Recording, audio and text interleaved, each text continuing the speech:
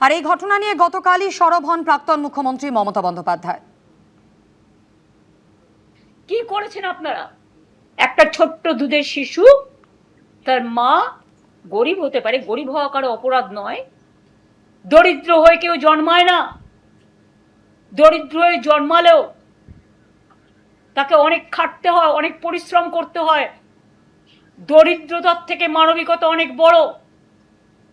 দরিদ্র মানুষকে ঘৃণা করবেন না। দরিদ্রদের পাশে না দাঁড়িয়ে মা দুধ ফোটাচ্ছে বাচ্চার জন্য, তার থাকার জায়গা নেই, সে অসহায়। অসহায় মানুষের থাকার ব্যবস্থা তো করুন। আমরা তো অনেক নাইট শেল্টার করেছিলাম, অনেক জায়গায় থাকার ব্যবস্থা আছে, বাচ্চাদের পড়ার ব্যবস্থা আছে। দুধটাকে ফেলে দিতে আপনাদের গায়ে লাগে না?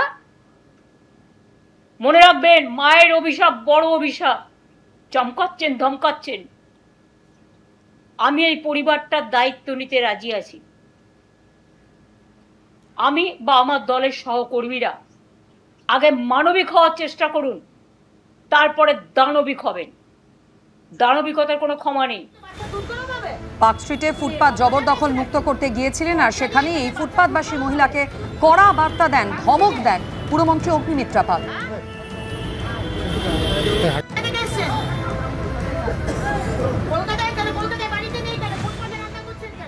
ফ্রিস্কো স্ট্রিটের মতো একটা বিজি রাস্তা, সমানে যেখানে গাড়ি যাচ্ছে, দুপুর 2টোর সময় রাস্তার পাশেই খুব উঁচু ফুটপাত নয়, রাস্তার সাথে অলমোস্ট একই লেভেলের একটা ফুটপাত, হয়তো 10 ইঞ্চি উঁচু, একটা 6 মাসের বাচ্চা হামাগুড়ি দিচ্ছে। তার আশেপাশে খুব একটা অভিভাবক কেউ ছিল না, বাচ্চা একাই হামাগুড়ি দিচ্ছে, দূরে দূরে তার মা আর ঠাকুমা। আর যদি অ্যাক্সিডেন্ট হয়, কে দায় নেবে? মাননীয় মুখ্যমন্ত্রী, না আপনারা, না সরকার?